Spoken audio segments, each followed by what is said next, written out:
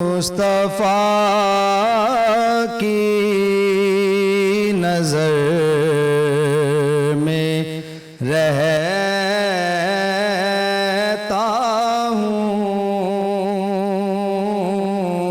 मुस्तफ़ा की नज़र में रहता हूँ,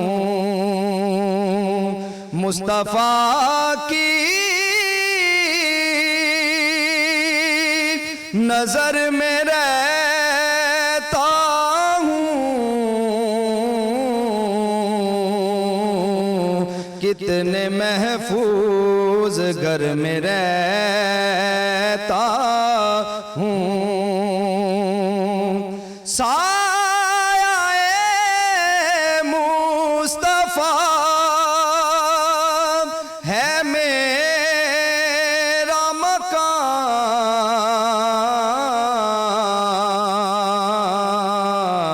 मैं शफ़ात नगर में रहता हूँ। जब भी सोता हूँ नात पढ़ते हुए,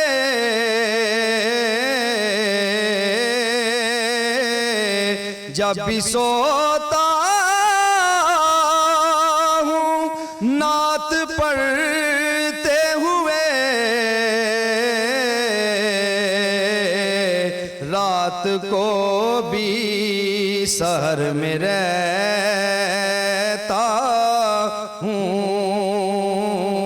अर्शे आज़म से राबता है मेरा,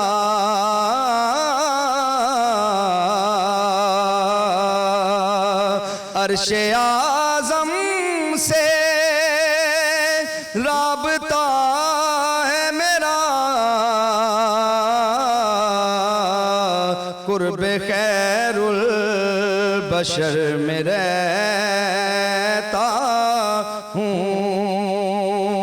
मुझ पे साया है रहमतों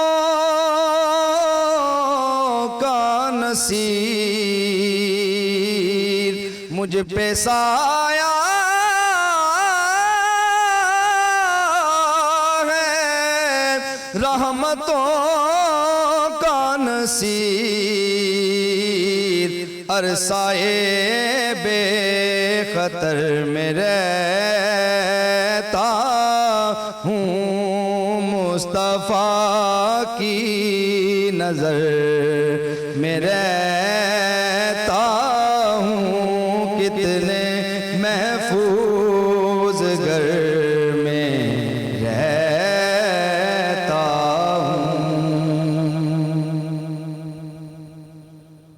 कितने महफूज घर में रहता हूँ। सुभान अल्लाह। अवैस रज़ा साबरी आज के हमारे नात ख़्वां अपने अंदाज में नात रसूल करीम सल्लल्लाहु अलैहि वसल्लम पेश कर रहे थे। खैर रमज़ान का एक और सिलसिला जी। आज 27 रमज़ानुल मुबारक अल्हम्दुलिल्लाह रब्बिल आलमीन, और हम आपके सामने मौजूद हैं इस नए सिलसिले के साथ, इस उम्मीद के साथ कि आप खैरियत से हैं, आपका रोज़ा बेहतर से बेहतरी से, खुशहाली से, सुकून से, ज़्यादा तंग ना करते हुए इख्तिताम की जानिब गामज़न है। मैं हूँ इमरान हसन और मैं हूँ अर्मिला हसन। 27वां रोज़ा है आज, और आपको पता है कि रमज़ान चूँकि जैसे जैसे गुजरा है, वैसे तो अल्हम्दुलिल्लाह बड़ा अच्छा गुजरा है, वेदर बहुत अच्छा रहा है, लेकिन आजकल कुछ गर्मी दोपहर के टाइम ज़्यादा हो रही है। तो जो हज़रात बाहर जाते हैं, काम पे जाते हैं, कोई भी एक्टिविटी करते हैं, तो ज़रा मुश्किल हो जाता है। आज भी गर्मी की शिद्दत थी, लेकिन चूँकि अब शाम का वक्त हो जाता है तो काफ़ी हद तक वेदर बेहतर हो गया है। तो कह रहे रमज़ान में जी हम कोशिश कर रहे हैं कि आपके साथ जितने दिन हमारा साथ है और आइंदा आने वाले 2-4 दिन जितना भी रहने वाला है, उसमें हम कुछ ना कुछ प्रोडक्टिव डिस्कशन करें। और आज का टॉपिक भी हमारा मायूसी को लेकर है कि हमने जो मायूसी एक इंसान के अंदर पैदा होती है, उम्मीद पर दुनिया कायम है, आगे बढ़ना है, और हर किसी की ख्वाहिश होती है कि उसकी जो ख्वाहिशात हैं या जिन हवाले से वो सोचता है वो उसकी ज़िंदगी में पूरी हो जाए। लेकिन हर शख्स की हर ख्वाहिश पूरी नहीं हो सकती, बेशक उसमें अल्लाह ताला की कोई ना कोई हिकमत मौजूद होती है, ख्वाब भी देखे जाते हैं, इजहार भी किया जाता है, लेकिन उसके लिए कुछ लोगों को सख्त मेहनत करते फिर भी कामयाबी हासिल नहीं होती। लेकिन बार बार क्यों नहीं होती कामयाबी हासिल, इस हवाले से भी बात करेंगे। और जब कामयाबी हासिल नहीं होती तो इंसान मायूस क्यों हो जाता है, इस हवाले से भी आज हम बात करेंगे। बिल्कुल, और हमारे माशरे में बढ़ता हुआ खुदकुशियों का रुझान है, being very precise and more straight, अगर मैं कहूँ इसको ज़्यादा एलिब्रेट करते हुए, तो ये इतना परेशान कुन है हमारे लिए एक ऐसे माशरे के अंदर जिसमें तकरीबन एक बहुत बड़ी मेजॉरिटी, बहुत ही चंद % हमारे यहाँ गैर मुस्लिम हैं, ज़्यादातर मुसलमान हैं, अल्लाह रब्बुल इज़्ज़त की ज़ात पे यकीन रखने वाले हैं, जिन्होंने मायूसी को, जिनकी तरफ से इरशाद ग्रामी है नबी करीम सल्लल्लाहु अलैहि वसल्लम की तरफ से भी कि मायूसी को कुफ्र करार दिया गया है। तो उसके बावजूद जब आपका ईमान का मामला हो, वो किसी बड़े ने कहा था कि मायूस तो वो हो जिसका खुदा ना हो, अगर तुम्हारा खुदा है तो फिर काहे की मायूसी। लेकिन उसके बावजूद लोग क्यों इस किस्म की कहना चाहिए कि ऐसी सिचुएशन, डिप्रेशन वाली सिचुएशन में जाते हैं जिसके बाद इस हद तक ये मामला चला जाता है कि आप अपनी जान लेने पे मजबूर हो जाएं। इसकी वजह कुछ मुआशी भी है, कुछ मुआशरती भी है, लेकिन क्या ये हल है इसका कि अपने आप को ख़त्म कर देना मायूसी के किसी एक कहते हैं ना, there is always a light in the end of a tunnel, तो क्या हम उस लाइट तक पहुँचने की कोशिश नहीं कर सकते? क्यों नहीं कर सकते? इस पे हमने बात करनी है। हस्ब साबिक हमारे साथ प्रोफेसर नासिर महमूद साहब मौजूद हैं और खाली कुर्सी पे प्रोफेसर फ़ाद काज़मी साहब विराजमान हैं, जो आपसे कुछ देर पहले हमसे कुछ देर बाद हमें ज्वाइन करेंगे। आज अगर पहले और बात थोड़ा मिक्स हो जाए तो माजरत, चूँकि बिल्कुल आखिरी रोज़ है। नासिर कैसे हैं? अल्हम्दुलिल्लाह। बहुत शुक्रिया आपने हमें ज्वाइन किया। आज तो आप फ्रेश होंगी, ज़रा इतवार है, बाकी मामला से फरागत होगी। चलिए, बहुत शुक्रिया, आप तशरीफ लाए। और नन अदर देन अहमद साहब आज बहुत फॉर्म में। अहमद अस्सलाम वालेकुम, कैसे हैं आप? अल्लाह का शुक्र, मैं ठीक हूँ, आप दोनों सुनाएं कैसे? बिल्कुल ठीक ठाक। अहमद, हमने सुना है, उड़ती उड़ती खबर हमें पहुंची कि आज मेन्यू बहुत बड़ा है और मेन्यू में बहुत कुछ है आज। मेन्यू एग्जैक्टली थोड़ा सा बड़ा है और मेन्यू में एक हमने वेजिटेरियन आइटम की है। अच्छा। मैं चाह रहा था कुछ यूनिक होना चाहिए और कुछ ज़बरदस्त सा खिलाऊं आप लोगों को। अच्छा, ठीक है, जो आपने पहले आज तक ना खाया। वैसे आपने जितना खिलाया ज़बरदस्ती था, इस पर कोई शक नहीं है। तो इंशाल्लाह ताला आज हम बनाएंगे तड़का दही। अच्छा, ओके। दही में लगाएंगे तड़का और उसको हम क्रिएट करेंगे चावलों के साथ, आप खमीरी रोटी के साथ भी खा सकते हैं। ठीक है, वो बड़ी ज़बरदस्त सी एक चीज़ होने वाली ग्रेवी, और इसी के साथ साथ क्लब सैंडविचेस बनाएंगे हम। क्लब सैंडविचेस पहले बात सुन रहे हैं हम, यहाँ से तड़का दही, इतना सब कुछ होगा आज मेन्यू में। तो आज बहुत, प्रोफेसर आज आपको हमने जाने नहीं देना, आज हमारा मेन्यू बहुत ज़्यादा, तो हम चाहेंगे कि आप भी हमारे साथ अफ्तारी करके जाए। फ़ाद अली काज़मी हमें ज्वाइन कर लेंगे, तब उनसे भी बात करेंगे। अहमद, आप अपने काम को जारी रखिए, गुफ्तगू के सिलसिले को आगे बढ़ाते हैं। प्रोफेसर, मायूसी के हवाले से बात करें।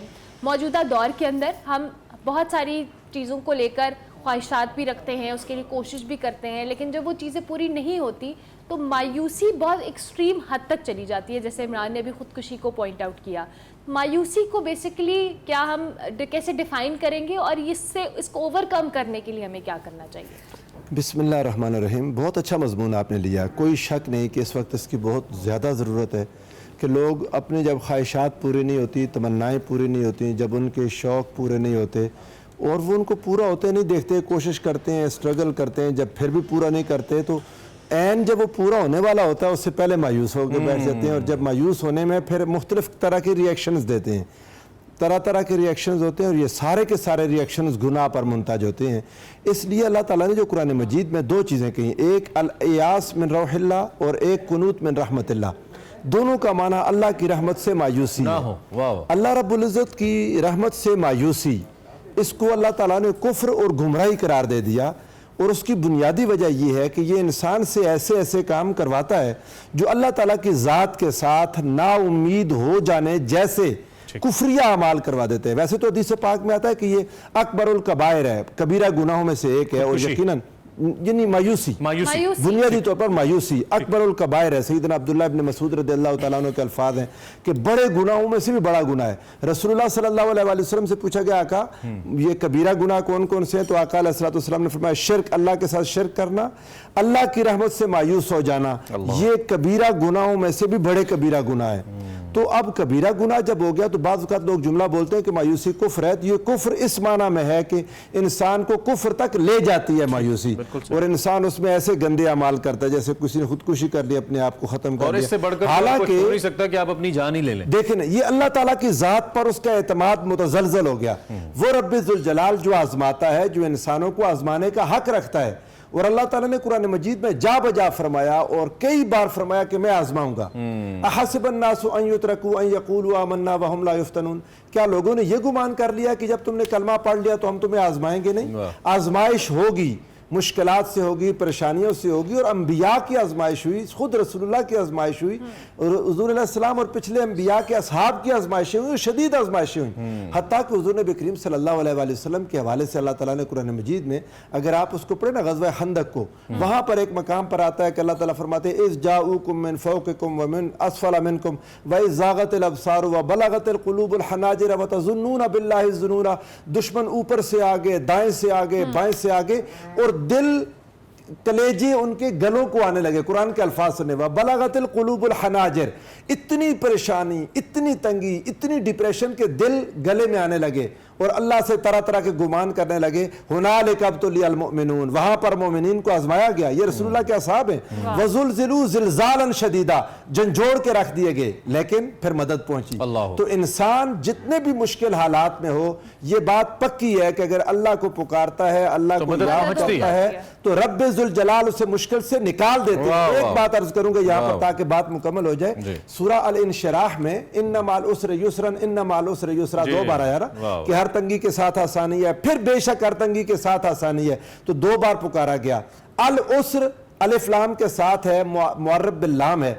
जब अलिफ लाम के साथ आए एक लफ्ज रिपीटेडली तो उसका माना एक ही होता है, जबकि युसर पर अलिफ लाम नहीं आया, यानी तंगी एक है, आसानियां 2 हैं। रसूलुल्लाह ने फरमाया, एक बार आका अलैहिस्सलाम अपने हुजरा मुबारक से निकले तो मुस्कुरा रहे थे। साहबा ने पूछा, या रसूलुल्लाह क्या हुआ? आका अलैहिस्सलाम ने फरमाया, मैं इस बात पर हंस रहा हूं कि अल्लाह ने एक तंगी के लिए 2 आसानियां पैदा की, और वो सामने पत्थर में अगर तंगी घुस जाए तो मुझे अल्लाह की कसम, अल्लाह की तरफ से आने वाली 2 आसानियां उस पत्थर के अंदर से भी उस तंगी को निकाल देंगी। सुभान अल्लाह, यानी कि ये इस हद तक ऑब्वियस है, मुश्किल के बाद आसानी, मुश्किल ने खत्म होना ही होना। क्या बात। और अभी मीनवाइल हमें फहद साहब ने भी ज्वाइन कर लिया है। Thank you very much, welcome. कैसे हैं आप? जी अल्हम्दुलिल्लाह। आज आपको ट्रैफिक ने लेट कराया? नहीं, ट्रैफिक तो नहीं थी। अच्छा, जबरदस्त। हम खाली कुर्सी से इमरान ने कहा कि अभी थोड़ी ये सेलिब्रिटीज वाला लेट आना है फिर। चले, दोनों को भूले हमें। फहद साहब, अभी हम मायूसी के हवाले से बात कर रहे हैं और हमने प्रोफेसर साहब ने बड़े खूबसूरत अंदाज में इस बात का आगाज़ भी किया। हम चाहेंगे आप भी इस पर कमेंट करें, क्योंकि मौजूदा दौर के अंदर हम डिप्रेशन और स्पेशली हम यंगस्टर्स में हम मामूली बातों के ऊपर उसको इतना एक्सट्रीम पे ले जाते हैं, और मायूसी तो आप एक छोटी टर्म रह गई, शायद हम उसकी एक्सट्रीम की जानिब चले जा रहे हैं। आप क्या कहेंगे, किस तरह से इस टॉपिक को आप आगे लेके? अच्छा, मैं 2 बातें इस पे आगाज़ में करना चाहूँगा। एक बात तो ये है, उलमा से थोड़ा सा दस्ते अदब जोड़ के बात करूँगा। इस्लाम के जितने भी लॉज हैं ना, कवानीन हैं, वो आकिल और बालिग पर फ़र्ज़ हैं। तो एक कंडीशन है कि आप आकिल हैं, यानी आपकी रैशनल सेंसेस परफेक्टली काम कर रही हैं, आप परफेक्टली, आपकी रैशनल सेंसेस काम कर रही हैं, आप बिल्कुल ठीक ठाक हैं। अगर if you are suffering from a mental condition और डिप्रेशन और एंग्जाइटी और इसके साथ मेंटल डिसऑर्डर्स, ये मेंटल कंडीशंस हैं, दीज आर साइकोलॉजिकल डिसऑर्डर्स, और वो अगर हायर फॉर्म पे चले जाएं और किसी से खुदा ना खास्ता खुदकुशी हो जाए, तो अब हमें ज़रा इस पे ज़रा गौर करना पड़ेगा कि वो मरीज़ है, डिफरेंट केस है, ये डिफरेंट केस है। यानी एक शख्स जो कि डिप्रेशन और एंग्जाइटी और उसका ट्रीटमेंट हो रहा था, या ट्रीटमेंट के मराहिल में था, या ट्रीटमेंट हुआ ही नहीं लेकिन वो था, डायग्नोज ही नहीं हुआ, लेकिन असल में वो एंग्जाइटी का पेशेंट था, तो उसकी तरफ थोड़ा सा ना सॉफ्ट कॉर्नर रखें ऐसे। लेकिन यहाँ पे एक नुक्ता ये भी है कि आम हालत में एक नॉर्मल इंसान जिसकी होशो आवाज़ कायम है, मैं अगर आपकी बातों को मोर स्ट्रेट करते हुए, तो वो तो इस जानिब जाएगा नहीं ना, फिर जाएगा तो इस तरफ हुई, तो क्या फिर सब मुबर्रा हो जाएंगे? क्योंकि हर कोई किसी एक्सट्रीम स्टेट में जाके ये इकदाम करेगा। जैसे कि तलाक का मामला है, मैं एक मिसाल दे देता हूँ, उसमें भी यही है कि आप आमी होशो आवाज़ में बाज़ औक़ात लोग दे के कहते हैं नहीं जी हम गुस्से में थे। तलाक का मामला और है, वहाँ पर तो हमारे फुक़हा ने बहस की कि गुस्सा अगर आया था तो हो जाएगी, यानी वो इतनी सख्त कंडीशन है कि गुस्से में भी कंट्रोल करो फिर अपने आप। ठीक है, लेकिन इधर देखें, इधर छूट in not in the sense कि आपने करना है, ये हराम है, खुदकुशी हराम है, खुदकुशी हराम है। अगर कोई आकिल व बालिग, अल्लाह ने जिंदगी और मौत पैदा की है ना, तो अगर आकिल व बालिग उसके अंदर इंटरफियर कर रहा है तो ये हराम मौत मर रहा है। मगर मैं ये एक बात कर रहा हूं जिसके ऊपर बात होती नहीं है, ठीक है, कि मेंटल कंडीशंस हैं यहाँ पे, मेंटल स्ट्रेसेस इस लेवल के हैं कि उसकी रैशनैलिटी कॉम्प्रोमाइज हो चुकी है। तो उस वक्त क्या करें? जैसे जनाब उमर फारूक रजी अल्लाह तआला अन्हु के दौर में अगर भूख से किसी ने चोरी की, आपने हाथ काटना सस्पेंड कर दिया। ओके, ये उलमाए कराम यहाँ पे बैठे हुए हैं, हजरत उमर फारूक ने सस्पेंड कर दिया। क्यों? आपने कहा कि मैं हाथ काटने के लिए नहीं आया, पहला स्टेट का फर्ज है कि वो ऐसी कंडीशन पैदा करे, ऐसी कंडीशन पैदा करे कि लोगों तक उन तक खुराक पहुंचे। तो अब देखें पाकिस्तान जैसी सोसाइटी की तरफ हम आते हैं। पाकिस्तान जैसी सोसाइटी में जहाँ पे स्ट्रेसेस मल्टीपल लेवल्स के हैं, economic, financial, job, work place, family politics, social, multiple किस्म के हैं और लोग वाकई इसके अंदर फंस चुके हैं, तो मुझे कहीं ना कहीं थोड़ा सा सॉफ्ट कॉर्नर अवाम की तरफ कहीं ना कहीं आता है, लेवरेज देना चाहिए इतना कुछ ना कुछ। नॉट सेइंग कि ये करें आप, लेकिन इससे बहुत से लोग तो इनकरेज होंगे कि नहीं, इंकरेज नहीं होगा, अल्टीमेटली इंकरेज नहीं होगा, लेकिन मेरा पॉइंट ये है कि मेंटल ट्रीटमेंट की तरफ लेके जाएं, उनको इनकी थेरेपीज कराएं, इनकी काउंसलिंग कराएं जो अली अल्लाह करते हैं। जी, मैं तो देखें, एक बीमार के जो शाहजी ने पॉइंट आउट किया, एक बीमार को अलग कर ले, ठीक है, रह के बंदा मायूसी की वजह से ऐसा करना, और मायूस हो के कोई सूरत ऐसी नहीं है जिसमें किसी को अलाउ किया जाए कि अपनी जान ले ले या किसी की कोशिश करे जान ले। हाँ, यानी अब देखें ना, एक मरीज है जिसने अपनी जान ली, क्या वो किसी और की भी ले सकता है? नहीं ले सकता। अच्छा, एक बड़ा इंपॉर्टेंट पॉइंट फाद भाई जो जिस जाने इशारा करे, मैं जरा ब्रेक से वापसी पे इस पे बात करूंगा। उन्होंने कहा बहुत से लोग ऐसे हैं जो इस बीमारी का शिकार है लेकिन डायग्नोज नहीं है, हमें लगता है कि they are normal and they are acting normal, और ये बात है कि फिजिकली डिप्रेशन पर्टिकुलर वाकया है शाहजी के ज़हन में। मैं जरा एक ब्रेक ले लूं, ब्रेक के बाद इसको जरा लिंक करते हैं, एक ब्रेक लेते हैं जी, ब्रेक के बाद दोबारा गुफ्तगू जोड़ते हैं।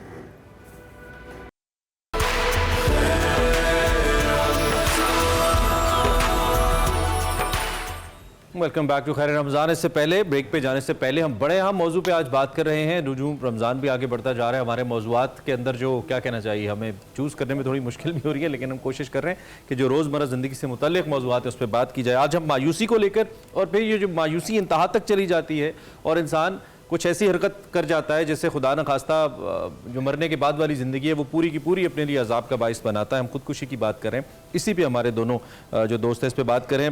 फाद भाई, एक तो आप अपना नुक्ता मुकम्मल करना चाह रहे थे, वो मुकम्मल कीजिए। दूसरा, प्रोफेसर साहब ने कहा कि हम किसी भी तौर पर बतौर तावील इसको नहीं पेश कर सकते, क्योंकि बहरहाल अगर हम ये बात करेंगे तो माशरे में कोई भी इसको बुनियाद बनाकर कि जी मैं तो ठीक नहीं था या मैं तो शदीद डिप्रेशन में था, एक ऐसी हरकत करेगा जो कि इंतहाई हरकत हो सकती है। असल में बात यह है कि ये फैसला मैंने और आपने तो नहीं करना, रब्बुल इज़्ज़त ने करना है at the end of the day जी। तो मैंने ये बात इसलिए की कि बाज़ औक़ात जेन्युइनली लोग इन साइकोलॉजिकल इश्यूज़ का शिकार होते हैं, और शरीयत के अंदर बहरहाल इस बात की, मजनून के ऊपर शरीयत के कवानीन लागू नहीं होते। तो अगर कोई हालत जुनून में है, वो रैशनल है ही नहीं, तो उसको हम ये नहीं कहेंगे फिर वो अल्लाह के हवाले इसका मामला कर देंगे। तो ये डिस्क्लेमर देना ज़रूरी है। बहरहाल ठीक है, जब हम इस्लाम का कानून बयान कर रहे हैं तो डिस्क्लेमर भी बयान करें कि ये साथ इसके मामला आते हैं। अच्छा, अब सोर्स ऑफ मायूसी की तरफ बहरहाल आते हैं कि मायूसी क्यों है। आपके लिए बड़ा हैरान कुन होगा, सोशियोलॉजिकल स्टडीज़ हुई हैं यूरोप के अंदर, जापान के अंदर। अपेरेंटली सबसे ज़्यादा पर कैपिटा इनकम्स वहाँ पे हैं जी, सबसे ज़्यादा ह्यूमन वेलबींग वहाँ पे है, and you will be astonished कि खुदकुशी का रुझान स्कैंडिनेविया में, जापान में हमारे से बहुत ज़्यादा है। ये अहम बात है, अब यहाँ से अहम बात शुरू हो रही है। ठीक, क्यों?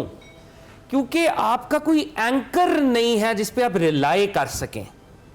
मायूसी का सोर्स क्या है ना, आपको कोई एक सपोर्ट स्ट्रक्चर चाहिए, एक सपोर्ट चाहिए कि जब आपके पास परेशानी हो, आपके पास प्रॉब्लम हो, तो आप उसके ऊपर टेक लगा सकें, तकिया कर सकें। ठीक है, आप उसके ऊपर रिलाई कर सकें। आप, ये इंसानी शऊर है, आप किसी पे तवक्कल करना चाहते हैं when you are in some sort of hardship, when you are in some sort of test. लेकिन द मोमेंट आप मादी तौर पे इतनी तरक्की कर जाते हैं और आपके पास कोई ऐसी ताकत है ही नहीं जिस पे आप वैसे रिलाई कर सकें, तो मायूसी इस दर्जे की है कि खुदकुशी का रेट वहां पर डेवलपिंग इकोनॉमीज से या रिलीजियस इकोनॉमीज से बहुत ज़्यादा है।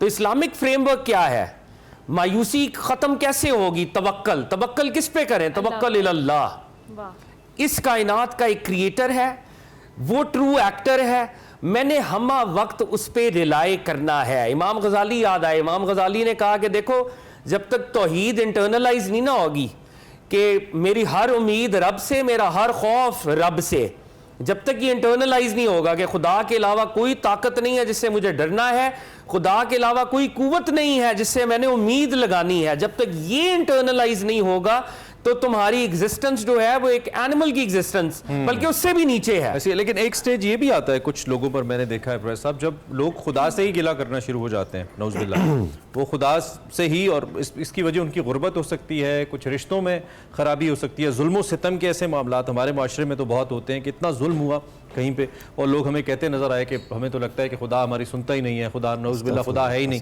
इस तरह की बातें।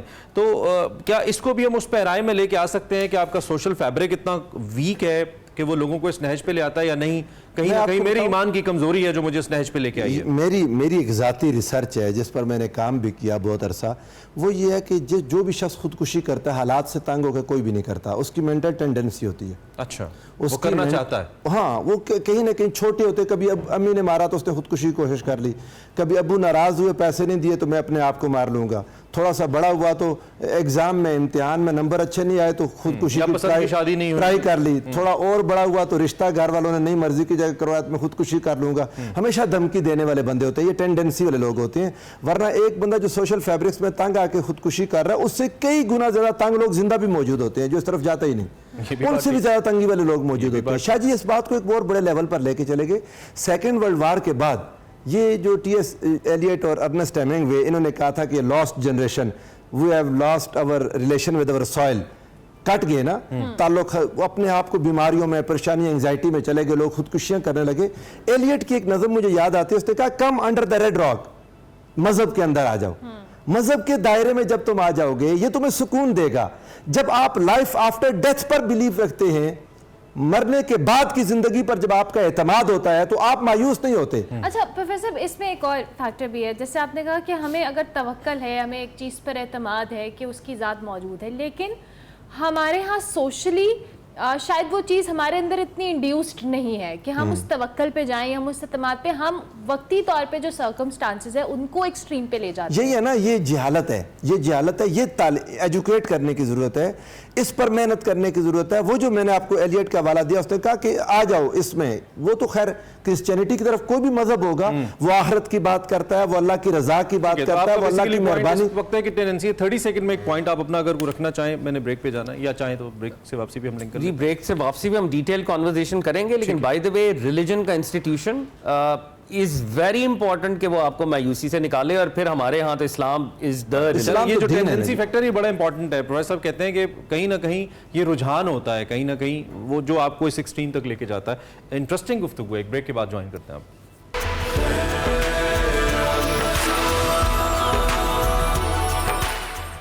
खैर रमज़ान में आपको एक बार फिर से खुश आमदीद। मायूसी के हवाले से हम बात करें। फात साहब, ब्रेक पर जाने से पहले आपने जो बात इनकम्प्लीट छोड़ी थी, मैं चाहूँगी आप उसको भी कंप्लीट करें और उसमें इस टॉपिक को भी सम अप करें, क्योंकि ऑब्वियसली हमने मायूसी पे बार बार बात कर रहे हैं, लेकिन मौजूदा दौर से जब हम उसको रिलेट करें तो बहुत सारे चैलेंजेस हैं जो उसकी वजह से हैं अभी भी।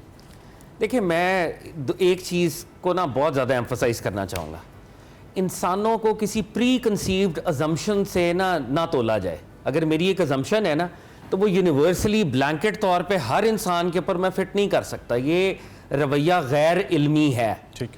आज से बहुत साल पहले वेस्ट के अंदर एक थेरी थी, उसको थेरी एक्स कहा जाता था। थेरी एक्स ये कहती थी कि अगर ये वर्क प्लेस की थेरी थी, वो कहती थी कि अगर आपने अपने सबॉर्डिनेट से काम लेना है ना, तो सबॉर्डिनेट्स या वर्कर्स इनहेरेंटली लेजी होते हैं, तो डंडा इज द बेस्ट पॉलिसी। आप इनके साथ सख्ती के साथ पेश आएं तो सबॉर्डिनेट्स काम करेंगे, परफॉर्म करेंगे, इफिशिएंट हो जाएंगे। ये एक असम्पशन थी, लेकिन ह्यूमन बीइंग्स ने आगे जाके कहा कि ये बात गलत है। थेरी वाई एडवांस की गई कि ह्यूमन बीइंग्स या कोई एम्प्लॉई या कोई सबॉर्डिनेट वो इनहेरेंटली बुरा नहीं है। आप उसको मोटिवेट करें, आप उसे इंस्पायर करेंगे, वो आपके इंटरेस्ट को आपसे बेहतर वॉच करेगा। यही वाली असम्पशंस हम अब लगा रहे हैं कि जी इंसान इनहेरेंटली जो है ना, वो उसके अंदर एक नेगेटिव टेंडेंसी है, वो ये कर सकता है। नहीं, ऐसा नहीं है। हालात तो वाकयात कुछ ऐसे होते हैं जो मेंटल प्रॉब्लम्स में मैनिफेस्ट करते हैं।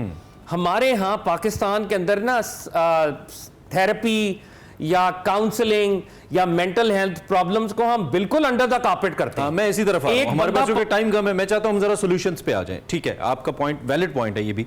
तो सॉल्यूशन फिर क्या है? जैसे हम एक टीनेजर के भी ऑफ एयर बात करें तो उसको नहीं पता, वो एक्सट्रीमिस्ट है, छोटी सी कोई बात हुई, अब्बा ने कुछ कह दिया, जाके खुदकुशी की कोशिश कर ली, कोई ब्रेकअप हो गया, रिलेशनशिप में कर ली। सॉल्यूशन क्या है?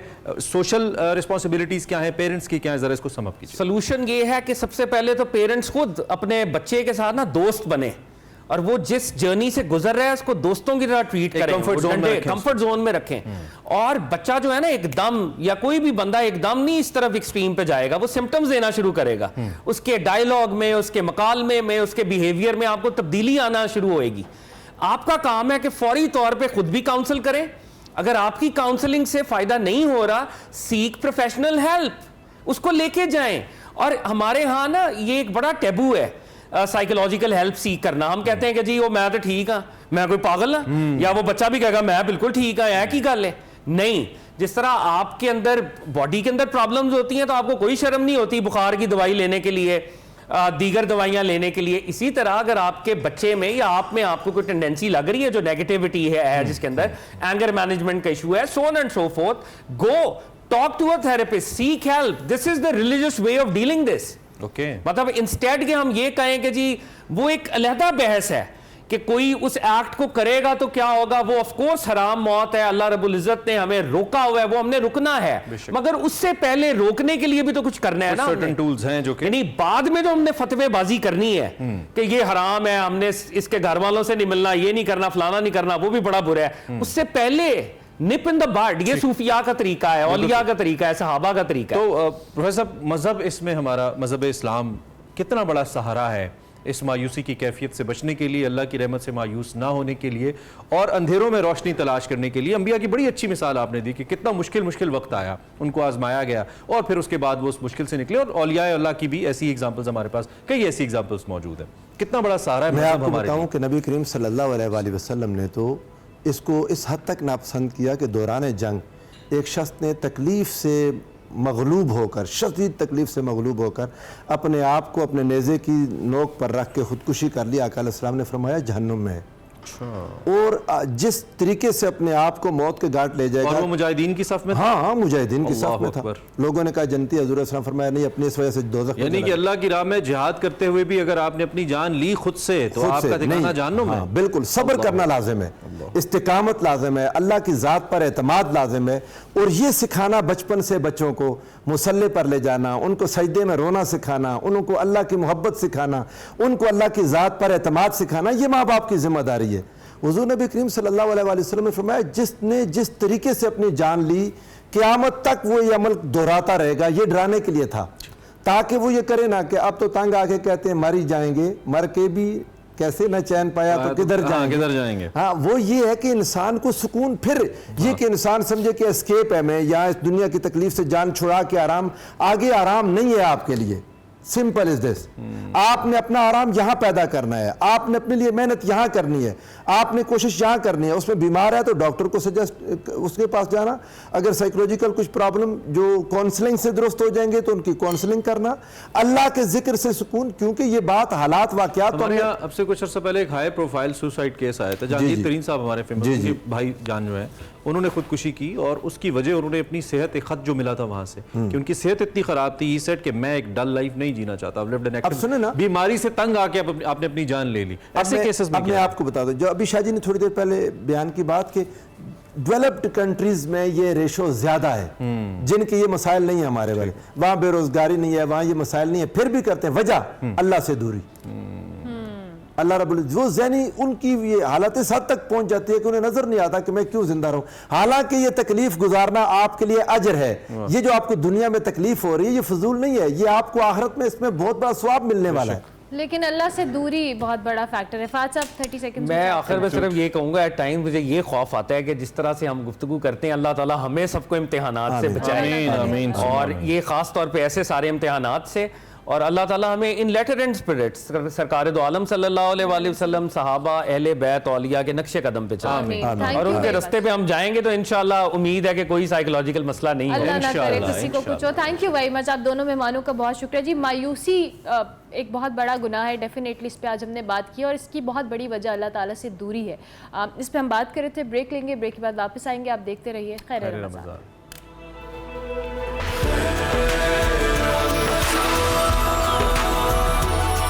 खैर रमज़ान में एक बार फिर आपका खैर मकदम है। इस उम्मीद के साथ कि हमारे साथ आप मौजूद हैं। हमने चूँकि खैर का सिलसिला अल्हम्दुलिल्लाह रमज़ान अव्वल दिन से शुरू किया था और वो अब तक चलता आ रहा है। उसमें हमने मुख्तलिफ़ शख्सियात से आपकी मुलाकात कराई, मुख्तलिफ़ तंजीमों से आपका तारुफ़ कराया और ये भी जानने की कोशिश की कि वो कैसे काम करते हैं और फिर आपसे दरख्वास्त की कि आप इन खैर के कामों में उनके साथ शामिल हो जाएँ। आज भी हमारे साथ एक ऐसी तंजीम और एक ऐसी शख्सियत है जी, उनसे हमने आपका तारुफ़ कराना है। बहुत सी दीगर तंजीमों की तरह हम बात कर रहे हैं दी नूर प्रोजेक्ट की। अमजद वट्टू साहब इसके को फाउंडर हैं जो हमें स्टूडियोज़ में ज्वाइन कर रहे हैं। इससे पहले कि मैं वट्टू साहब की तरफ आऊँ, इनकी तंजीम के हवाले से थोड़ा सा आपको बताऊँ कि बुनियादी तौर पे सभी जो अहम शोबे हैं ज़िंदगी के, उसमें ये तंजीम अपना किरदार अदा करने की कोशिश कर रही है। इसमें एजुकेशन शामिल है, इसमें हेल्थ शामिल है, इसमें फूड ड्राइव्स शामिल हैं और इसमें ऑर्फनेज हाउसेस शामिल हैं जिसमें यतीम बच्चों की किफ़ालत है। यानी कि हर वो काम जिससे अल्लाह रब्बुल इज़्ज़त की ज़ात राज़ी हो और आप अपनी आखिरत संवार सकें, उसमें ये अपना हिस्सा अदा करने की कोशिश कर रहे हैं। दी नूर प्रोजेक्ट क्या है, ये कैसे काम करता है और आप कैसे इसकी मदद कर सकते हैं, इसका हिस्सा बन सकते हैं, इस सारे अमल पे हमने वट्टू साहब से बात की। अमजद वट्टू साहब हमारे साथ मौजूद है। बहुत शुक्रिया आपका कि आपने हमें ज्वाइन किया। 12 साल से हमें पता है कि आपका जो द न्यू प्रोजेक्ट है इस पे आप काम भी कर रहे हैं, मुख्तलिफ शोबों का, जैसे इमरान ने मेंशन भी किया। आप थोड़ा सा अपनी इस प्रोजेक्ट के हवाले से हमारे देखने वालों को एक तारुफ करवाइएगा ताकि फर्दर एलेबोरेट कर सकें हम इसको। मेरा जी ताल्लुक आधा पाकिस्तान से है, आधा यूके से है। मैं ड्यूल नेशनल हूँ। मैं वहाँ पे वर्क एंड पेंशन डिपार्टमेंट में था लंदन में। तो मैं वहाँ पे असल में पैदा यहाँ पे हुआ, पढ़ा लिखा यहाँ पे गवर्नमेंट कॉलेज में पढ़ा। तो इस्लामी फलाही रियासत है हम लोग, लेकिन मुझे काम करने का मौका वहाँ मिला। तो मैंने वहाँ देखा कि वर्क एंड पेंशन डिपार्टमेंट के अंदर हर वो काम किसी भी जो लेस प्रिविलेज है उसके लिए, अगर वो जॉबलेस है तो उसको जॉब सीकर्स अलाउंस मिल रहा है जब तक उसको जॉब नहीं मिलती है। अगर होमलेस है तो उसको घर मिलता है जब तक उसका वो खुद से नहीं कमा के बनाता। अगर कोई फैमिली है तो फैमिली टैक्स क्रेडिट मिलता है अगर वो पैसे कम कमा रहा है। बच्चा पैदा होता है तो उसको बेनिफिट मिलता है दूध का जब तक वो 18 साल का नहीं होता। तो वो सारी चीज़ें मैंने वहाँ पे देखी तो मेरा बड़ा दिल करता था। है यहाँ पे सिस्टम है, यूनियन काउंसिल्स हमारी हैं, वहाँ पे बराज कहते हैं, लोकल बराज हैं लंदन में। वेस्ट में चला जाए तो अमेरिका में भी यही सिस्टम है। तो मैंने ये सोचा कि यहाँ पे आके इसको इम्प्लीमेंट करना चाहिए। तो एक गांव के अंदर हमने आके ये एक पौधा लगाया, तालीम शुरू की, क्योंकि हमें पता था कि बच्चे 25-2.5 करोड़ बच्चा स्कूल से बाहर है। ख़ास तौर पे मुझे बच्चियों के बारे में इससे भी ज़्यादा फिक्र था कि जो बच्चियाँ हमारी 12-13 साल की उम्र में उनकी शादियाँ करके उनको धकेल देते हैं। Important point. उन बच्चियों को एजुकेशन की तरफ लेके आया जाए। उनके लिए मैंने वोकेशनल टेक्निकल कॉलेज खोला ताकि वो अपने पाँव पे खड़ी हो सकें। उनको कोई ये ना कहे कि तुमने शादी करके जाना है और अब तुम्हारी मौत और एक बोझ बन जाना है। और बोझ बन जाना है। एक वो फिर एजुकेशन हो गया। फिर हेल्थ के अंदर बहुत बड़ा मसला है कि हमारी बच्चियां आप अक्सर सुनते हैं रक्षा में जाते हुए बच्चा पैदा कर दे, या माँ मर गई या बच्चा मर गया। अच्छा, फलाई इदारे बहुत अच्छा काम कर रहे हैं, लेकिन बेइंतहा मज़ीद ज़रूरत है क्योंकि हमारी इकॉनमी इस वक्त जिस हालत में है, NGOs को आगे बढ़ना है और काम करना है। हमने हेल्थ के अंदर सबसे बड़ा जो फ्लैगशिप है वो मैटरनिटी का है, ताकि बच्चियां जो है उनकी बच्चा होने से तक और बच्चे जो कंसीव करती हैं तब तक उनको न्यूट्रिशन, माँ की केयर है वो की जाए और फिर बच्चा पैदा होने तक का ख्याल रखें। एग्जैक्टली, उसमें वॉलंटियर्स बच्चियां हमारे साथ मिल रही हैं जो घरों में जाके ऐसी माओं को देख रही हैं। ये कहाँ पे कर रहे हैं आप? ये हम इलाका तो अमीर तरीन है, लेकिन उसके इर्द गिर्द 10 माइल रेडियस के अंदर 35 से 40 गांव है। DHEME, अच्छा, ये एक बड़ी सोसाइटी है नहर के ऊपर, लेकिन इसके इर्द गिर्द 35-40 गांव हैं और उन गाँव के कोई 5 लाख लोग हैं जो मुस्तफ़ीद होते हैं। रोज़ाना 3000 बेनिफिशरी ऑलमोस्ट हमारे पास आते हैं। अच्छा। वी टेक के, मतलब मैं आपको छोटी सी एक बात बताऊं ताकि लोगों की अवेयरनेस के लिए, कि लंदन के अंदर एक इदारा है सिटीजन एडवाइस ब्यूरो। वो कोई भी बंदा वहाँ पे चला जाए किसी भी काम के लिए वो उसको हेल्प करेंगे अगर वो वाकई डिजर्विंग है, एलिजिबल है। तो मैंने ये इसको सिटीजन एडवाइस ब्यूरो बना दिया है अपने नूर प्रोजेक्ट को कि कोई भी काम हो, आपकी बच्ची की शादी है, आपको लीगल एड चाहिए, आपको खाना चाहिए, राशन चाहिए, आपको हर एजुकेशन प्रॉब्लम चाहिए, का सलूशन आप प्रोवाइड डेंटल क्लिनिक तक मेरे पास है कि मेरे पास जो भी आएगा अगर उसके दांत में भी तकलीफ, सबसे अमजद महंगा भाई इलाज कैसे ऑपरेट कैसे करते हैं फिर आप? आई मीन यहाँ पे तो ज़रूरतमंद भी हैं और कुछ ऐसे हैं जो ऐसी अपॉर्चुनिटीज़ का नाजायज़ इस्तेमाल भी करते हैं, यानी कि मुफ्त में पहुँच गए, अपने वसाइल हैं भी, तो स्क्रूटनी बड़ी इंपॉर्टेंट है कि हक तक पहुँचे हकदार का जो हक है। मैं आपको इसके हाउ डू बारे यू में वर्क एक्चुअली, प्रोसीजर क्या है? मेरे पास सिर्फ 2-3 मिनट्स है तो मैं जी चाहता मैं हूं इसी में आपको बताऊंगा कि कभी भी कोई आप जैसा मेरे जैसा एक दस्तरखान, हमारे 4 दस्तरखान है, वहाँ पे जाके खाना नहीं खाएगा। अगर वो टेस्ट करने के लिए जाएगा भी तो वो वहाँ पे खाना खाने के बाद आपको इतनी डोनेशन देगा कि आप याद रखेंगे। मसलन हमारे पास लाहौर में 1000 प्लस तंदूर हैं।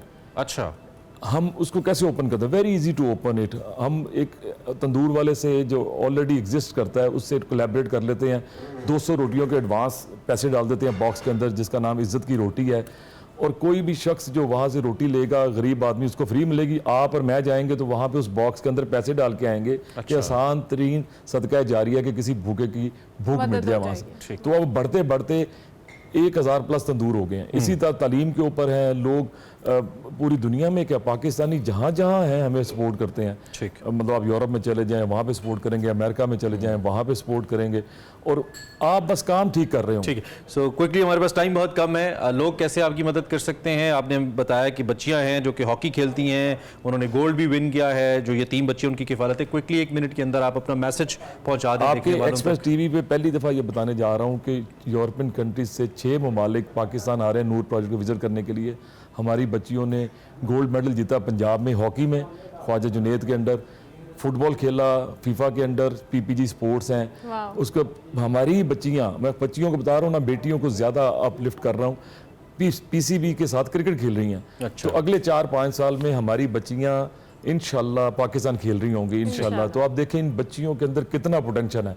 आए सब मिलके, द नूर प्रोजेक्ट है, ऑनलाइन जाएं, ढूंढें, डोनेट करें, आए साथ शामिल हो, आके सिर्फ एक दफ़ा देखें ज़रूर। जबरदस्त। बिल्कुल, बस ये मेरा पैगाम। Thank you very much, good luck. बहुत अच्छा nice लगा of आपसे you. बात करके, और आपका काम भी बहुत अच्छा है जी। द नूर प्रोजेक्ट के हवाले से हम बात कर रहे थे। आप इसको ऑनलाइन जाके सर्च करें, इनको विजिट करें, आपको समझ में आता है तो ज़रूर इनकी हेल्प करें।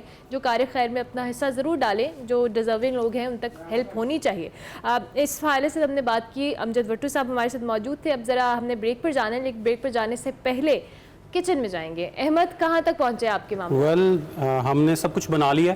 क्लब सैंडविचेस हमारे रेडी हो गए हैं। ओके। क्लब और अब जो है हम सर्विंग करेंगे हमारा तड़का दही विद वेजिटेबल राइस। ठीक है। एंड ये सो यू हैव 3 मिनट्स, आपने सब रेसिपीज भी बतानी है ताकि लोग बना भी लें। Okay fine. तो ये हमारे पास जो है वेजिटेबल राइस हैं, इसके अंदर हमने कॉर्न्स का इस्तेमाल किया है। ठीक है। सिंपल चावलों को उबालने के बाद आपने अपनी मनपसंद वेजिटेबल्स लेके और उनको जो है सौते करके उसमें आप चावल जो है वो डाल दें, और ये आपके वेजिटेबल राइस रेडी हो जाएंगे with some salt and pepper. ठीक है। इसी के साथ ये हमारा तड़का दही है। तड़के दही के लिए हमने इस्तेमाल किया है डालडा का पॉमिस ऑयल, ठीक है, ऑलिव ऑयल। ठीक है।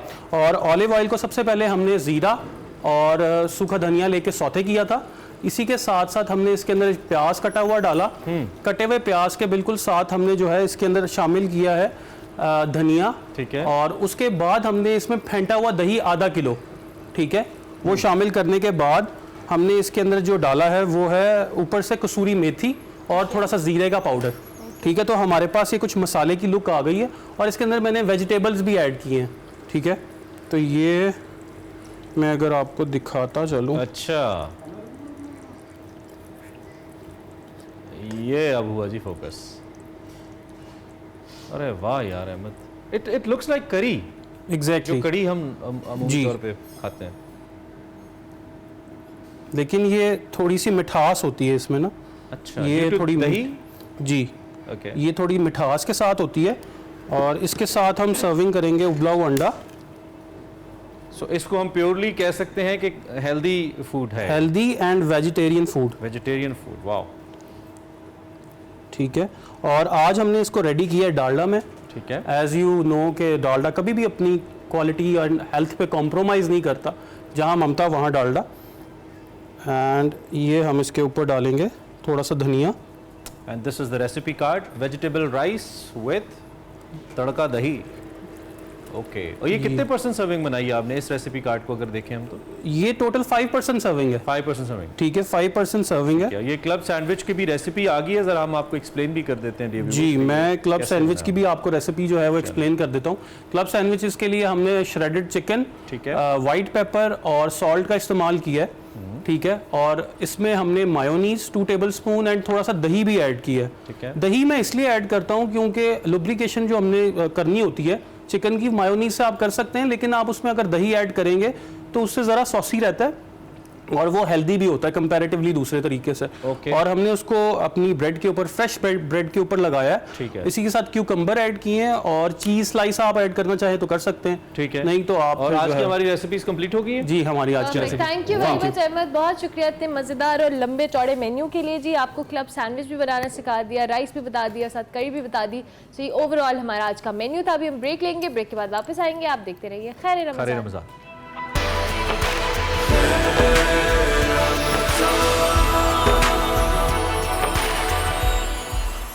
खैर रमज़ान में आपको एक बार फिर से खुशामदीद। अब आपको दिखाएंगे हमारा सेगमेंट अखलाकियात, जिसमें हुंजा के हवाले से काफ़ी दिनों से बात हो रही है। तो आज के सेगमेंट में बताया ये जा रहा है कि हुंजा का जो इंतखाब है वो अखलाकियात के हवाले से क्यों किया गया है। सो सेगमेंट देखिए वकार अहमद मलिक का।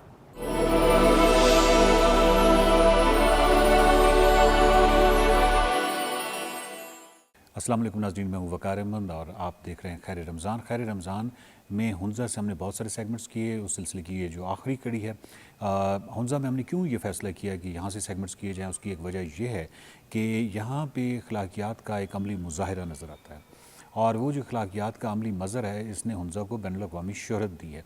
इसकी कई डायमेंशंस हैं। ज़रूरी नहीं है कि खैर रमज़ान में हम उन तमाम जिहतों को हम कवर कर सके हों, लेकिन हमने कोशिश की कि काफ़ी सारी जो नुमाया जिहतें हैं उनको कवर करें। आज हम अगर हम इख्तिसार से देखें कि बुनियादी तौर पे वो बड़े आइडियाज़ कौन से थे, तो एक तो हमने शर्मा सेंटर को किया कवर।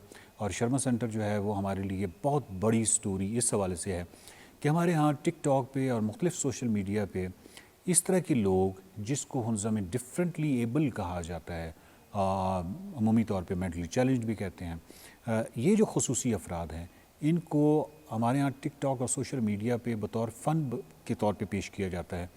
और इस तरह की आपको मालूम है कि बहुत सारी वीडियोज़ आपके सामने आती रहती हैं। लेकिन दूसरी तरफ हुंजा में शर्मा सेंटर हमने आपको दिखाया, जहाँ पे जो खसूसी अफराद हैं, इनके एहतराम में कोई कमी नहीं की जाती, इनसे बहुत मोहब्बत की जाती है और इसके अलावा इनकी एक कदर है। और वो कदर ये है कि वो इनको मुआशी तौर पर अपने पाँव पर खड़ा किया जाता है। और क्योंकि मुआशी तौर पर पाँव पर खड़ा किया जाता है तो वो सोसाइटी की नज़र में भी उनकी कदर व कीमत हो जाती है और घर वालों की नज़र में भी उनकी कदर व कीमत हो जाती है। तो वो जो एक शर्मा सेंटर है वो पाकिस्तान के लिए एक बहुत बड़ी मिसाल है कि इस खसूसी अफराद से ये ताल्लुक़ भी हो सकता है किसी सोसाइटी का, और उस सोसाइटी का जो कि रिस्पॉन्सिबल अपने आप को तसव्वुर करती हो। उसके बाद हमने वुमेन एम्पावरमेंट के हवाले से बहुत सारी चीज़ें हैं। उसमें जो सबसे मेजर चीज़ ये है कि आज से कोई 5-6 दहाइयाँ पहले जब ये कहा गया इनको कि अगर आपके पास आपका बेटा है और बेटी है और आपके पास रिसोर्सेज जो हैं वो किसी एक बच्चे को पढ़ाने के हैं, तो बेटी को तरजीह अव्वल होनी चाहिए। उसकी वजह यह है कि बेटी ने आगे घर, जो उसके आगे बच्चे हैं, पूरी फैमिली जो है, पूरा ख़ानदान पढ़ जाता है अगर एक बच्ची पढ़ जाती है। तो उसका जो मज़र है या उसका जो आउटकम है वो सिर्फ 3-4 दहाइयों में इस सूरत में निकला कि हम देखते हैं कि हुंजा में जो लिटरेसी रेट है वो 100% हो गया। तो ये बहुत ही की आइडिया है हुंजा की जो तरक्की है और वुमेन एम्पावरमेंट का स्पेशली जो आइडिया है उसके पीछे। सेकेंडली एक और चीज़ जिसकी वजह से हुंजा बहुत ज़्यादा शोहरत रखता है, आप इसको गूगल भी कर सकते हैं, वो ऑनेस्टी के हवाले से है। यहाँ पे अगर कोई किसी के पैसे यानी किसी टूरिस्ट के पैसे रख ले तो ये हो सकता है कि बहुत बड़ी खबर हो, ऐसी कभी खबर आई नहीं, लेकिन अगर उसको लौटा दे तो यहाँ पे एक नॉर्मल बिहेवियर है, बहुत ही नॉर्मल बिहेवियर है। और यहाँ पे मतलब ये तकरीबन जब सीज़न होता है तो ये रोज़मर्रा की स्टोरीज़ होती हैं कि कोई ना कोई अपने पैसे या कोई चीज़ भूल गया या वॉलेट भूल गया या मोबाइल भूल गया तो उसको वापस उस तक पहुँचाना ही अपनी ज़िम्मेदारी तस्वर करते हैं। तो ये एक बहुत ही ज़बरदस्त चीज़ है कि जो ऑनेस्टी है वो एक बहुत ही नुमाया जिहत है हुंजा में। फिर हमने कुछ स्टोरीज़ जो थी वो शजरकारी के हवाले से कवर की। शजरकारी जो है वो क्यों अहम है, क्योंकि क्लाइमेट चेंज जो है वो इस वक्त सबसे बड़ा थ्रेट है, सबसे बड़ा इस वक्त दुनिया के लिए थ्रेट बन चुका है। और पाकिस्तान जो है वो क्योंकि 7,000 से ज़ायद ग्लेशियर्स रखता है, दुनिया में 2 लाख से ज़्यादा ग्लेशियर हैं, और ये पाकिस्तान जो है नॉर्थ पोल के बाद सबसे ज़्यादा ग्लेशियर्स रखने वाला मुल्क है। और क्लाइमेट चेंज जो है वो क्योंकि बुलंदियों पे हिट कर रहा है, बाम अर्ज़ पे हिट कर रहा है सबसे पहले, तो पाकिस्तान जो है वो मुतासिर तरीन मुल्क में है। तो इस हवाले से जो कम्युनिटी है, हमने देखा कि उसका जो किरदार है वो क्या है। यहाँ पे प्लांटेशन जो है वो बड़ी मोहब्बत से की जाती है, उसमें ख़वातीन बच्चे सब अपना किरदार उसमें अदा करते हैं, और वो जो पौधे हैं वो जो उनकी निगहदाश्त करते हैं, उनको बड़ा करते हैं, परवान चढ़ाते हैं। ये एक क्लाइमेट चेंज का एक तो ये एंगल था, और दूसरा जो बहुत ही ज़बरदस्त है वो ये था कि उनको रेस्क्यू की तरबियत जो है वो फराम कर रहा है AKAH Aga Khan agency for habitat, वो इनको रेस्क्यू की तरबियत भी फराम करता है। और गिलगित बल्तिस्तान में 35,000 अफराद को वो तरबियत फराम कर चुका है, और उसके साथ 200 मराकज़ हैं जहाँ पे एमरजेंसी किट पड़ी हुई है कि किसी भी डिज़ास्टर की शक्ल में, किसी भी डिज़ास्टर की सूरत में अपना बचाव कैसे करना है। सबसे ज़्यादा जो आपको खुशी होती है हुंज़ा में वो बच्चों को देख के होती है। बच्चों को जो राइट्स हैं, उनको जो प्ले ग्राउंड्स मुयस्सर हैं, उनको जो सुबह के वक्त जब आप देखते हैं हुंज़ा में कि कैसे बच्चे जो हैं वो स्कूल जा रहे होते हैं, बच्चे म्यूज़िक सीखते हैं, बच्चों के हवाले से एक बड़ी ख़ास किस्म की सेंसिटिविटी है, बच्चों से मुराद यानी बच्चियों के हवाले से, और सबको इक्वल अपॉर्चुनिटी इस हवाले से स्पोर्ट्स के हवाले से है। इसी वजह से आप देखते हैं कि हुंज़ा से जो स्पोर्ट्स के हवाले से जो ख़वातीन निकलती हैं और बैनुल-अक़वामी शोहरत हासिल करती हैं, उसकी बुनियादी वजह यह है कि ये कल्चरल है, और ये बहुत ही ज़बरदस्त है, और ये बहुत ही खूबसूरत मंज़र होता है जब स्कूल से छुट्टी होती है या स्कूल ये लोग जा रहे होते हैं। और सबसे बड़ी बात कि बच्चों के अंदर एक इल्म का तजस्सुस है, उनकी आँखों में एक क्यूरियोसिटी है, बहुत कुछ वो जानना चाहते हैं। ये वो चीज़ है जो कि बहुत ही मुतासिर कुन है बच्चों के हवाले से। और इसके अलावा हमने फिर ये देखा कि जो सिविल सोसाइटी है वो यहाँ पे बहुत एक्टिव है। अब सिविल सोसाइटी से जब मैं ये लफ्ज़ कहता हूँ तो इसमें 2 चीज़ें आ जाती हैं। एक तो यह है कि अपने राइट्स मांगना, अपने हकूक़ मांगना, लेकिन दूसरी तरफ सिविल सोसाइटी का ये काम भी है कि वो रिस्पॉन्सिबिलिटी या ज़िम्मेदारी जो है उसका भी एहसास पैदा करे और अपने ऊपर भी कुछ ज़िम्मेदारियाँ ले। यहाँ की जो सिविल सोसाइटी है वो बहुत ही अनोखी, बहुत ही मुनफरिद है। हमने आपको ब्रोंकशल की जो वेलफेयर सोसाइटी है उसके वाले से बताया, कार्डो एक बहुत ज़बरदस्त किस्म का इदारा है, बहुत सारे और इदारे हैं जो कि काम कर रहे हैं। और फिर हमने पसू के आपके वाले से बताया कि बहुत ही छोटा गाँव है लेकिन 16 तंजीमें चला रही हैं, और कितना स्ट्रक्चर है, कितना ज़बरदस्त किस्म की उनकी हायरार्की है, और कितना ऑटोमेशन है पूरी सोसाइटी में। और ये जो सिविल सोसाइटी है ये जहाँ हकूक़ के वाले से यकीनन आवाज़ें बुलंद करती है, लेकिन उसके साथ साथ रिस्पॉन्सिबल अपने आप को तस्वुर करती है। तो वो जो बच्चों की स्कॉलरशिप्स है, या एम्बुलेंस ख़रीदना है अपने लिए या अपने ट्राइब के लिए, या इसी तरह जो दरख्त लगाने हैं हज़ारों, ये तमाम चीज़ें जो हैं ये भी सिविल सोसाइटी जो है वो यहाँ पे कर रही होती है। सो राइट्स और रिस्पॉन्सिबिलिटी ये दोनों इकट्ठे मिल के चल रहे होते हैं।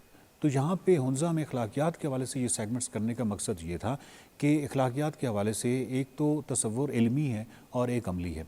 इल्मी तसव्वुर जो है वो हम सब में मौजूद है, हमें मालूम है कि सच बोलना चाहिए, हमें मालूम है कि जो स्पेशल पर्सन या डिफरेंटली एबल पर्सनस हैं उनका ख्याल रखना चाहिए, हमें मालूम है कि ये जो रिस्पॉन्सिबिलिटी का एक तसव्वुर हमारे अंदर होना चाहिए, बच्चों के हवाले से, चाइल्ड राइट्स के हवाले से, ये तमाम चीज़ें हमें मालूम है, लेकिन अमल में हम बहुत ज़्यादा कमज़ोर वाक़ हुए हैं। सो हमने पाकिस्तान में एक ऐसे रीजन का इंतखाब किया खैर रमज़ान के लिए जहाँ पे इसका अमली मज़र जो है वो मज़बूत हो, और वो हम एक मिसाल के तौर पे पेश कर सकें कि सोसाइटीज़ जो हैं वो इस तरह काम करती हैं। हुंज़ा जब भी आइए तो ज़रूर यहाँ से कुछ ना कुछ सीख के जाइए, और यहाँ पे आके मुख्तलिफ़ जो अच्छे चीज़ें आपको नज़र आती हैं, वो सफाई है, वो बहुत सारे बच्चों की तालीम के हवाले से स्कूल्स का विज़िट कीजिए, मुख्तलिफ़ इदारे हैं उनका विज़िट कीजिए, लोकल लोगों से मिलिए, इंटरेक्शन कीजिए, और यहाँ से आइडियाज़ लीजिए, और ये आइडियाज़ जो हैं वो वापस जाकर इम्प्लीमेंट कीजिए, अपनी जहाँ से आप आए हैं कॉपी कीजिए, ताकि मैं अमूमी तौर पे ये कहता हूँ कि पाकिस्तान जो है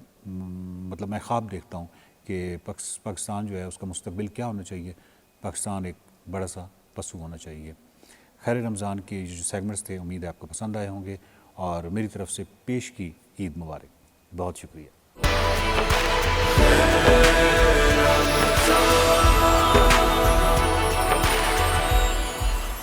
ब्रेक के बाद एक बार फिर आपका खैर मकदम है। प्रोग्राम का आखिरी हिस्सा है, इस उम्मीद के साथ कि आपने आज का प्रोग्राम, आज का ये सिलसिला भी उतना ही उससे आप मुफीद हुए होंगे जितना अमूमी तौर पे हम चाहते हैं कि आप हों, और हम कोशिश करते हैं।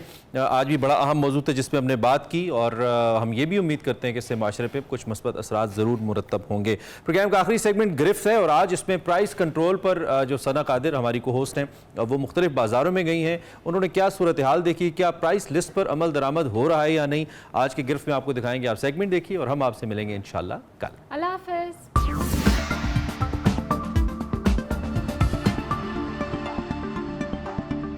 जैसे कि आप तमाम लोगों को पता है कि माह रमज़ान के आते ही अशिया खुर्दनोश की कीमतें जो है वो हवा में उड़ने लगती है, लेकिन इसकी सबसे बड़ी वजह यह है कि मुनाफाखोर जो है वो बिल्कुल बेकाबू हो जाती हैं। आज हमारे साथ जो है वो मैडम शगुफ्ता असिस्टेंट कमिश्नर हेड क्वार्टर मौजूद है और उनकी पूरी टीम मौजूद है। उनसे जानते हैं कि आज हम जो है वो किस तरह कार्रवाई करें। हमारी कोशिश है कि आवाम को ज़्यादा से ज़्यादा रिलीफ पहुँचाए, और हमारा फोकस जो है वो स्पेशली ग्रॉसरीज़ पर है, फ्रूट्स पर है, वेजिटेबल्स हैं, मीट है, चिकन है। हम इन लोगों को जो तमाम मुनाफाखोर हैं उनको हम इनके अगेंस्ट जाके चालान करते हैं।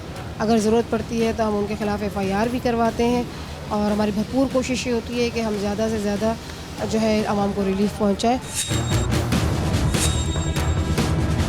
नाज़रीन, इस वक्त जो है वो हम कयूमाबाद B पर हैं, तो आज हम देखते हैं कि इनकी कीमतें जो है वो क्या चल रही हैं। अच्छा, इनकी सरकारी प्राइस क्या चल रही है फ्रूट्स की? अभी सरकारी प्राइस 75 है, इन्होंने 80 रुपये किलो बताए हैं, तो इतना का कोई इतना डिफरेंस नहीं है अब। लेकिन प्राइस लिस्ट आपकी कहाँ पर है? प्राइस लिस्ट कहाँ पर है आपकी? सरकारी रेट 75 है, 75 रुपये लगाए, वरना मैं चालान करती हूँ। अभी चाहिए मुझे, ठीक है? 1 किलो कितने का है? 550। आज का रेट है 475। आज का रेट है 475। आप कितने की बेच रहे हैं? 3100 रुपए की मिली है 6 किलो। अच्छा, और सरकारी रेट्स पता है आपको कितने बताएं? वो इन्हें मालूम होंगे, लेकिन ये नहीं बताएंगे। आप कितने रुपए का बेच रहे हैं? ये 550 का डब्बा। 475 का रेट है। 475 का रेट है। ये हम बताते हैं आपको कि ये जो है वो 400 का रेट है, लेकिन ये बेच रहे हैं 550 का। तो आप देख सकते हैं कि 150 का जो है वो इनका मुनाफा यहाँ पर हो रहा है। अभी आपसे पहले ही मैं सबसे पहले यहाँ पर आ गई थी, मैं टीम के साथ नहीं थी, तो मैंने इनसे रेट ले लिए। 300 से ऊपर ये सेब दे रहे हैं, हालांकि ये सेब जो है ये दर्जा अव्वल नहीं है। जी, हमारे पास इस वक्त प्राइस लिस्ट मौजूद है जिसमें आज के दिन के तमाम तर जितने भी फल हैं उनकी कीमतें जो हैं वो इसमें लिखी हुई हैं, और लेकिन जो है वो यहाँ पर ये कीमतें बहुत ज़्यादा जो है वो मिल रही हैं। और ये मेरे पास प्राइस लिस्ट है, ना तो ये इनके पास प्राइस लिस्ट थी, ना तो ये आगे वाले लोगों के पास प्राइस लिस्ट थी। बस ये रोज़ाना की बुनियाद पर जो है वो एक मिनट और एक सेकंड के बाद जो है वो प्राइसेस बढ़ाते हैं, अपने ख़रीदार को देखते हैं और उसके बाद नई कीमत लगा देते हैं। बैंगन का रेट आपका लंबा और गोल दोनों 18 रुपये किलो। 18 रुपये किलो है, और ये 50 रुपये का बेच रहे हैं बैंगन आज के दिन का। तो हम इन पे क्या कार्रवाई कर रहे हैं? ये इनको हम वार्निंग देंगे, इनके कुछ में कमी है, किसी को ज़्यादा है, किसी का मेंटेन्ड है इनके प्राइस। अच्छा। आप यहाँ पे प्राइस लिस्ट लगाएं। ठीक है। क्या हिसाब दे रहे भाई? सेब क्या हिसाब दिया आपने? ये कोयटा वाला 250 है और ईरानी सेब 300 रुपये है। ईरानी सेब आप 300 का दे रहे हैं? 270 रुपये का रेट है ईरानी का, ये मुझे याद है। मुझे एक बात बताइएगा मैडम, यहाँ पे हमने 2-3 लोगों से पूछा, एक ही शिकायत आ रही है, वो ये कि प्राइस लिस्ट मिलती नहीं है। कौन जिम्मेदार है इसका प्राइस लिस्ट अगर इनको नहीं मिल रही? सप्लाई वाले हैं, वही इन्हें प्रोवाइड करते हैं। अगर उन्होंने आज नहीं दिए तो रिस्पॉन्सिबिलिटी नहीं की है। चालान करें इनको, चालान करें। कौन है? सब्जियाँ क्या आपके हैं? क्या कीमतें हैं? बैंगन का हिसाब है? 80 रुपये किलो। 80 रुपये किलो बैंगन दे रहे हैं, और आपने क्या बताया था? 18 रुपये किलो। चालान करें इनको, दे रहे हैं। चालान करें इनको। प्राइस लिस्ट भी नहीं है इनके पास और ये पैसे ज़्यादा बता रहे हैं। ये भी बंद हुई है। ये अभी जो है वो दुकान मुकम्मल तौर पर बंद करके हमें देखकर भाग गए, और अब जो है वो हम इस दुकान को मुकम्मल तौर पर सील कर रहे हैं, क्योंकि हो ये रहा था कि यहाँ पर जो है वो अपनी पसंद की कीमतों से जो है वो यहाँ पर गोश्त बेचा जा रहा था।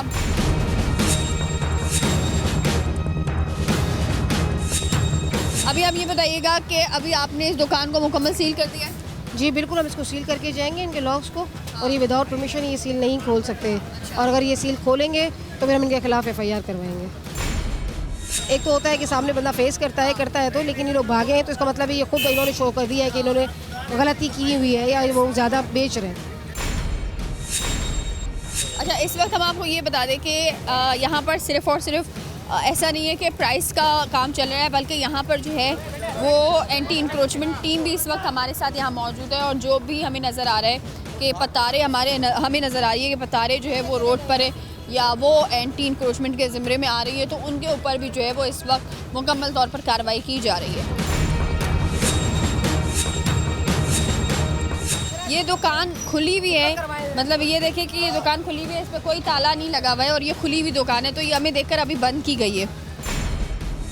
सील करें आप इसको जल्दी। खुद विटनेस कर रहे हैं यहाँ पर, ये शॉप अभी खुली हुई थी और ये अभी बंद हुई है हमारे आने के बाद। बिल्कुल, पब्लिक खुद विटनेस कर रही है। बिल्कुल जी, ये इसी चीज़ का सबूत है कि ये लोग जो है वो किस तरह से गैर कानूनी तौर पर गैर कानूनी कीमतें लगा कर जो है वो चीज़ें बेच रहे हैं। और आप देखें कि हमारी आने की खबर इन तक पहुँची, खबर तो पहुँच जाती, खबर पहुँची और इन्होंने दुकान को सील कर दिया।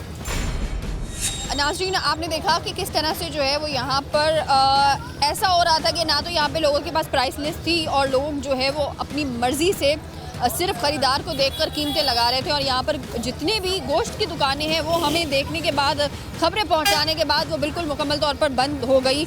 आज हमने जो कार्रवाई की है आप उसके बारे में बताएं थोड़ा सा कि कितना जो है वो % हमने ऑलमोस्ट आज कार्रवाई कर ली है।